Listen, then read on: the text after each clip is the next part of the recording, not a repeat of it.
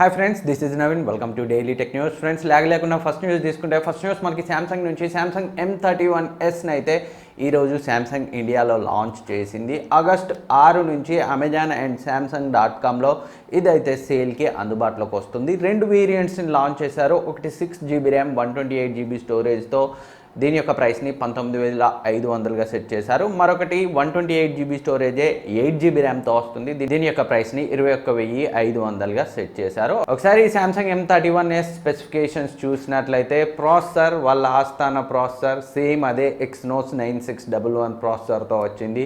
మొన్న మనం మాట్లాడుకున్నట్లు ఎవరైనా Exynos 9611 అన్నిటిని సో ఎత్తుకెళ్తే బాగుండేది. ఎందుకంటే రిమైనింగ్ స్పెక్స్ అన్నీ కూడా ఈ ఫోన్లో నాకైతే బాగున్నాయి, నాకైతే నచ్చాయి. ఒక ప్రాసెసరే పెద్ద మైనస్ పాయింట్గా అయితే అనిపిస్తుంది.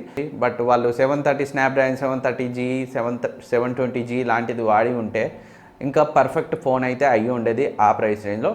ఆ ప్రైస్ అనే కాదు, ఇంకొక 1000-2000 ఎక్కువ పెట్టినా. ఎందుకంటే రిమైనింగ్ స్పెక్స్ అయితే ఇది 6.4 inch full HD plus AMOLED డిస్ప్లేతో పంచ్ హోల్ కట్అవుట్ డిస్ప్లేతో వస్తుంది. సో బిలో 20,000 ప్రైస్ రేంజ్లో పంచ్ హోల్ కట్అవుట్ అమ్లెడ్ డిస్ప్లేతో ఫోనే లేదు. అండ్ అంతేకాకుండా వీళ్ళు కెమెరా సెన్సార్, మెయిన్ కెమెరా సెన్సార్ని కూడా మార్చారు.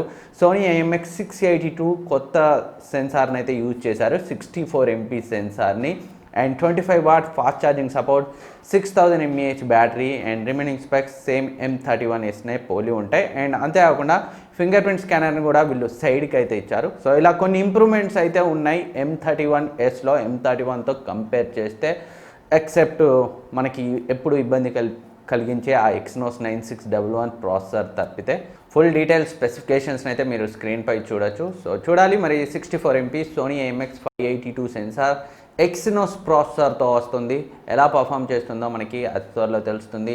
సో అన్బాక్సింగ్ రివ్యూ చేయమంటారా లేదా కింద కమెంట్ సెక్షన్లో అయితే కమెంట్ చేయండి. ఎందుకంటే మనం బడ్జెట్ని దృష్టిలో పెట్టుకొని కొంచెం ఆచితూచి అయితే మనం మనీని అయితే స్పెండ్ చేయాలి. ఎందుకంటే మనకి రివ్యూ యూనిట్స్ రావు, మన ఓన్ మనీతోటే కొనాలి. కాబట్టి కింద అయితే కమెంట్ చేయండి. మీరు అన్బాక్సింగ్ రివ్యూ, కెమెరా రివ్యూ చేయమంటే అయితే తప్పకుండా చేస్తాను. అండ్ నెక్స్ట్ న్యూస్ మనకి షామీ నుంచి. షామీకి సంబంధించి ఒక ఫోన్ అయితే గీక్ బెంచ్లో కనబడింది. స్నాప్డ్రాగన్ 865 ప్రాసెసర్తో 120Hz రిఫ్రెష్ రేట్ ఉన్న డిస్ప్లేతో అయితే కనిపించింది. మోడల్ నెంబర్ M2007J3SGగా అయితే ఉంది. గీక్ బెంచ్లో సింగిల్ కోర్ స్కోర్ 912ని, మల్టీ కోర్ స్కోర్ 3304ని అయితే స్కోర్ చేసింది. డిజిటల్ చార్ట్ స్టేషన్ ప్రకారం ఈ ఫోన్ MI10 Pro Plus అయ్యే అవకాశాలు ఉన్నాయి. అండ్ అంతేకాకుండా ఈ MI10 Pro Plusలో వీళ్ళు 108MP బదులు 48MPని వాడే ఛాన్సెస్ ఉన్నట్లు కూడా లీక్స్ అయితే వస్తున్నాయి. 48MP అంటే IMX586 అయ్యే కాదు, అంతకంటే ఏదైనా కొత్త బెటర్ 48MP సెన్సార్ని అయితే వాడే ఛాన్సెస్ అయితే ఉన్నాయి. సో త్వరలో మరిన్ని డీటెయిల్స్ అయితే తెలుస్తాయి. అండ్ నెక్స్ట్ న్యూస్ మనకి OnePlus నుంచి. OnePlus 8Tగా భావిస్తున్న ఒక ఫోన్ అయితే గీక్ బెంచ్లో కనబడింది. మోడల్ నెంబర్ KB2001తో అయితే ఈ OnePlus ఫోన్ ఉంది. 8GB ర్యామ్తో, Android 11తో, స్నాప్డ్రాగన్ 865తో అయితే కనిపించింది. అండ్ సింగిల్ కోర్లో 912ని, మల్టీ కోర్లో 3288ని అయితే స్కోర్ చేసింది. సో చూడాలి ఇది నిజంగానే OnePlus 8Tయా లేదా మరెవరైనా స్పూఫ్ చేస్తున్నారా, కావాలని ఇలా టీచ్ చేస్తున్నారా అనేది అయితే మనకి అతి త్వరలో తెలుస్తుంది. జనరల్గా అయితే OnePlus తన T సిరీస్ ఫోన్స్ని అక్టోబర్ నవంబర్ ఆ టైంలో లాంచ్ చేస్తుంది. మేబీ వీళ్ళు ఆల్రెడీ ఇప్పటి నుంచే వాటికి సంబంధించిన ప్రిపరేషన్స్ అయితే స్టార్ట్ చేసి ఉంటారు. ఇది నిజమయ్యే అవకాశాలు కూడా లేకపోలేదు. అతి త్వరలో మనకి కన్ఫర్మ్ అయిపోతుంది. నెక్స్ట్ న్యూస్ మనకి అసస్ నుంచి. అసస్ ఈరోజు ఇండియాలో ఒక 4 ల్యాప్టాప్స్ని అయితే లాంచ్ చేసింది. అసస్ జెన్బుక్ పేరుతో 13 ఇంచ్ 14 ఇంచ్ 2 ల్యాప్టాప్స్ని, అసస్ వివోబుక్ S14 పేరుతో ఒక ల్యాప్టాప్ని, అండ్ వివోబుక్ అల్ట్రా K14 పేరుతో మరొక ల్యాప్టాప్ని అయితే లాంచ్ చేసింది. అసస్ జెన్బుక్ 13 అండ్ 14 స్పెక్స్ అన్నీ సేమే ఉంటాయి, జస్ట్ డిస్ప్లేలోనే సైజ్ డిఫరెంట్గా అయితే ఉంటుంది. సో రెండింటి యొక్క స్టార్టింగ్ ప్రైస్ మనకి 80,000 నుంచి అయితే స్టార్ట్ అవుతుంది.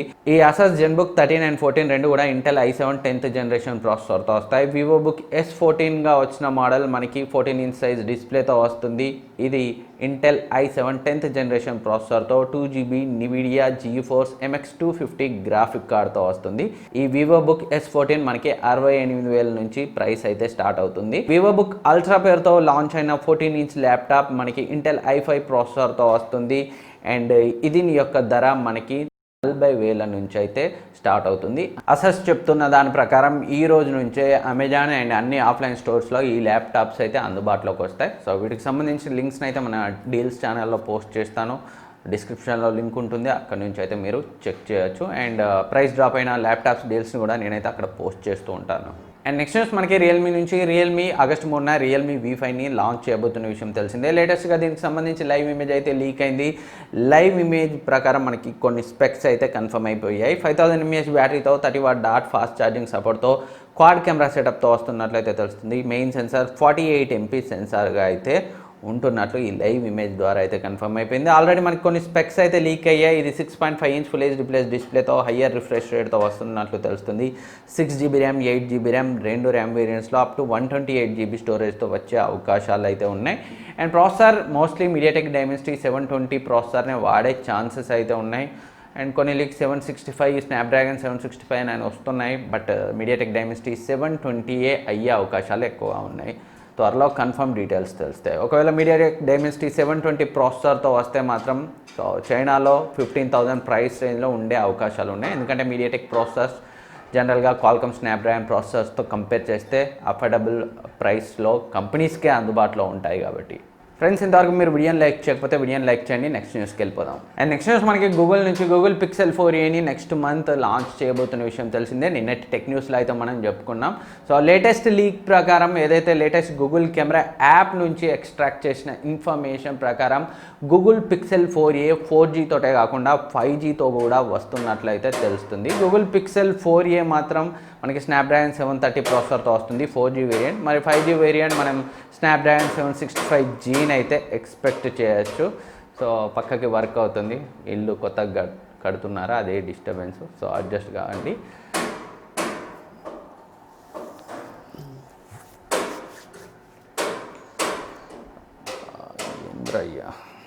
మొత్తానికి పిక్సెల్ 4aలో 4Gతో పాటు 5G వెర్షన్ కూడా మనమైతే చూసే ఛాన్సెస్ అయితే ఉన్నాయి. కన్ఫర్మ్ డీటెయిల్స్ అది త్వరలో తెలుస్తాయి.